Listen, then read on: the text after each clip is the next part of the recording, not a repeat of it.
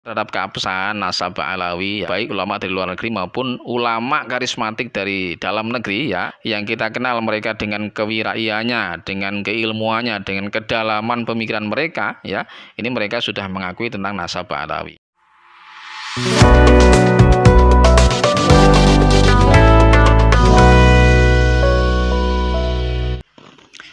Assalamualaikum warahmatullahi wabarakatuh. Sobat sekalian, bagaimana kabarnya? Mudah-mudahan dalam keadaan baik-baik saja dan sehat selalu. Dan pikiran yang fresh, pikiran yang bening, ya. Ya kan, alhamdulillah kita sebagai pendukung Pak Alawi, sebagai orang-orang yang yakin bahwasanya nasabah Alawi ini sampai ke baginda Rasulullah SAW. Sekarang kita punya buku pegangan, ya. Buku yang sangat luar biasa sekali, ya. Tentu saja menjadi pegangan bagi orang-orang awam seperti saya untuk lebih yakin lagi bahwasanya memang klan Pak Alawi ini adalah salah satu klan yang nasabnya sampai ke baginda Rasulullah Shallallahu Alaihi Wasallam.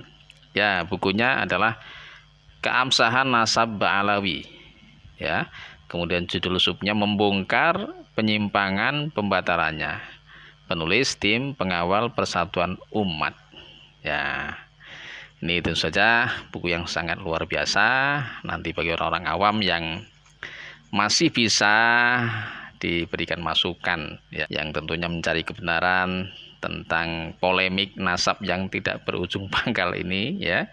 Ini boleh nanti kita baca-baca bukunya agar kita semakin tambah wawasan sehingga keputusan kita tepat untuk menilai apakah benar klan Pak Alawi itu adalah termasuk zuriyah baginda Rasulullah Sallallahu Alaihi Wasallam. Juga beberapa hari yang lalu, perwakilan dari Rabithah Alawiyah sebagai otoritas resmi pencatat nasab Pak Alawi di Indonesia ini diundang oleh Naqobatul Ashraf di Kairo, ya, Mesir, ya.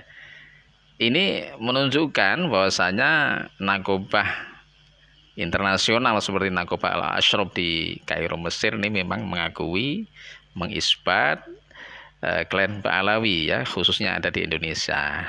Ini semacam pertemuan rutin, ya, pertemuan insidental atau pertemuan yang bisa dikatakan rutin dilaksanakan, ya.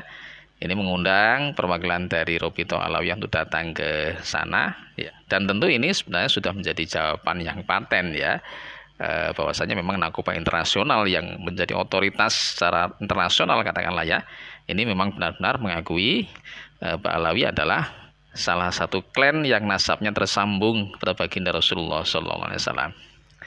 Ya, mungkin para pendukung Pak Imad, para mukimat sekalian, ya, ini tambah panas, ya, tambah pusing atau tambah apa ini melihat Habib Fikri Shahab sebagai perwakilan Rabithah Alawiyah diundang di Naqobatul Ashraf di Kairo, Mesir sana, ya. Bagaimana responnya, ya? Beberapa netizen kemarin juga menulis di kolom komentar saya bahwasanya, ya, diundang di sana mah biasa-biasa saja, itu tidak menunjukkan pengaruh apapun tentang isbat nasab, ya, karena di situ tidak ada pengisbatan, tidak ada acara isbat mengisbat, ya. Ya, tentu saja karena itu pertemuan rutinan atau pertemuan insidental, ya. Kalau masalah isbat mengisbat nanti bisa dilihat langsung, ya, ditanyakan ke Rabithah Alawiyah langsung, ya. Dan mungkin beberapa waktu yang lalu juga sudah disampaikan bahwasanya termasuk Naqobatul Ashraf Mesir ini juga sudah mengisbat klan Pak Alawi sebagai bagian dari zuriyahnya Rasulullah SAW. Ya, Imaders, para pendukung Pak Kiai Imad ini, seperti edisi ulasan saya kemarin, ini menyampaikan usul yang mungkin ini sangat bermanfaat sekali untuk imaders, untuk mukimat, ya, menyampaikan ke Pak Bosnya, ke Pak Imad agar secepatnya membuat schedule, ya, membuat jadwal untuk mempertahankan tesisnya untuk presentasi, diundang beberapa Naqobah internasional, terutama Naqobah Al-Ashraf Mesir, ya, yang dikatakan sebagai Naqobah yang paling tua di dunia. Jangan lupa diundang dalam satu pertemuan, ya, atau datang langsung ke sana, ya, karena kan juga merupakan bagian penting dari penelitiannya Pak Imad, ya. Bagaimana sebuah penelitian ini dikatakan sebagai penelitian, sedangkan objek penelitian yang cukup penting klan Pak Alawi ini sendiri belum disentuh sama sekali, ataupun belum juga mengunjungi Naqobah yang mengisbat daripada klan Pak Alawi. Ini kan sangat lucu sekali, ya.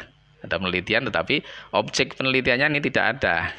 Baik sobat sekalian, kita akan buka ya tentang buku Keabsahan Nasab Ba'alawi Membongkar Penyimpangan Pembatalnya ya, mulai dari daftar isi ya. Daftar isi diawali dengan kata pengantar dari berbagai ulama Nusantara ya, ada dari Kiai Haji Ahmad Sa'abdullah Abdul Alim dari Ponpes Sidogiri Jawa Timur. Ada Raden Kiai Haji Muhammad Rafiq Baidowi dari ulama Madura. Ada kata pengantar Kiai Haji Muhammad Najih Memun Zubair ya. Ini termasuk ulama yang cukup keras ya, memperingatkan terhadap Imaduddin CS ya. Kemudian ada juga kata pengantar di Abuya Kiai Haji Abdullah Mukhtar, ulama dari Jawa Barat. Ada Profesor Kiai Haji Sukron Makmun, ulama Jakarta. Ada Kiai Haji Ahmad Qurtubi Jailani dari Banten. Kemudian tidak lupa ada Profesor Kiai Haji Ustadz, udah Kiai Haji Ustadz ya. Ada Profesor Kiai Haji Abdus Somad LC DESA PhD, ulama Sumatera dari Nusantara ya, tidak hanya dikenal di Indonesia, tentu saja dikenal di seantero ASEAN bahkan dunia ya, Ustaz Abdus Somad. Kemudian di bab 1 kita akan membaca tentang keabsahan nasab Ba'alawi. Di bab 1 ada keabsahan nasab Ba'alawi menurut ilmu nasab, ilmu fikih dan sejarah. Di pasal 1 ada tolok ukur keabsahan nasab. Pasal 2 isbat para nasabah non Ba'alawi terhadap keabsahan nasab sadah Ba'alawi. Ya, ini yang menarik ya. Di sini disebutkan ada 8 nasabah atau ahli nasab non Ba'alawi yang mengisbat nasab Ba'alawi. Ya, mana kemarin Pak Yimat ini tidak mau ya kalau nasabah atau ahli nasab ini datang dari intern keluarga Ba'alawi. Nah, di sini tampilkan ada kurang lebih 8 ahli nasabah yang di luar Ba'alawi atau non Ba'alawi, tentu saja ini adalah pakar nasab yang diakui di dunia pernasaban ya.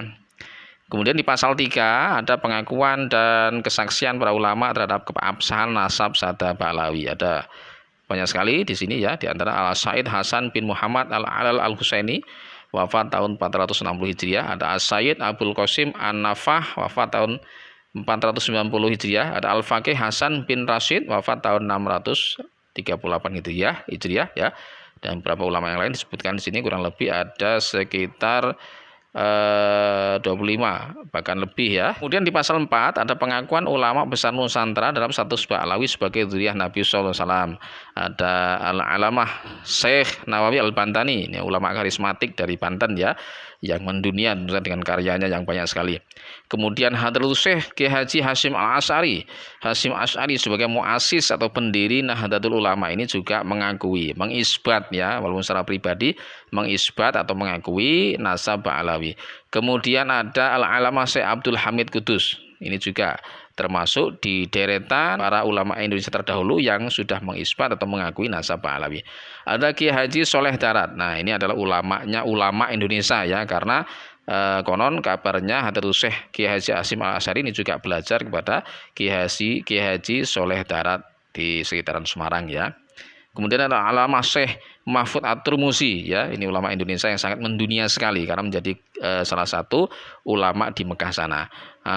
Mengisbat atau mengakui nasab Ba'alawi sebagai keturunan Nabi SAW. Ya, ini bisa disebutkan di sini ya. Ini nanti bisa dilihat di dalam buku ini tentang apa-apa yang mereka apa-apa yang mereka sampaikan tentang nasab Ba'alawi ya. Itu pengakuan dan kesaksian para ulama terhadap keabsahan nasab Ba'alawi, baik ulama dari luar negeri maupun ulama karismatik dari dalam negeri ya, yang kita kenal mereka dengan kewiraiannya, dengan keilmuannya, dengan kedalaman pemikiran mereka ya. Ini mereka sudah mengakui tentang nasab Ba'alawi untuk bisa menjadikan apa yang mereka sampaikan menjadi sandaran kita, sehingga kita tidak serlancang untuk berani mengkritisi apa yang sudah menjadi ketetapan mereka ya.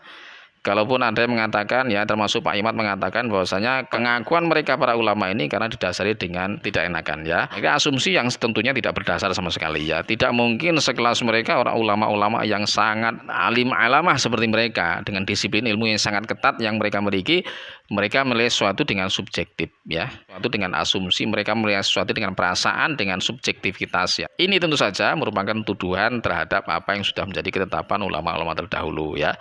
Nah, tuduhan seperti ini sangat sayang sekali apabila kita sebagai generasi yang belakangan ini mengikuti pola pemikiran orang-orang semacam Pak Imaduddin dan kawan-kawan ini. Oke sobat sekalian, untuk lebih lengkapnya isi daripada buku ini nanti kita akan kulik bersama ya. Jangan kemana-mana, sampai jumpa di pembahasan selanjutnya. Assalamualaikum warahmatullahi wabarakatuh.